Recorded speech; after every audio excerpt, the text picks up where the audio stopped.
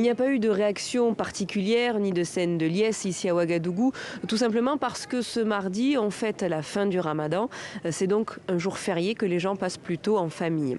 Du côté de la défense de Norbert Zongo, on se félicite de cette décision, une décision attendue depuis plus de 2 ans, date à laquelle avait été mis le mandat d'arrêt international pour soupçon d'incitation à assassinat.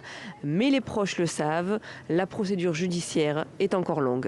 François Compaoré est le principal suspect sérieux en termes de commanditaire de l'assassinat de Norbert Zongo. Il est suspecté comme tel et donc c'est un élément clé. S'il peut effectivement venir répondre devant la justice burkinabé, nous pensons que ça va être un pas important.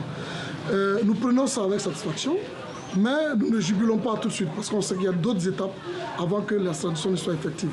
Mais pour moi, la justice française a tranché. Elle a tranché en faveur de l'extradition de François Compaoré. C'est un bon pas à prendre et continuer toujours la lutte pour que cette extradition puisse être effective. Pour que cette extradition soit effective, il faut encore que le gouvernement français l'autorise par décret. Et les avocats de François Compaoré ont d'ores et déjà fait savoir qu'ils feraient recours devant le Conseil d'État si tel était le cas. François Compaoré est donc encore loin de revenir au Burkina Faso.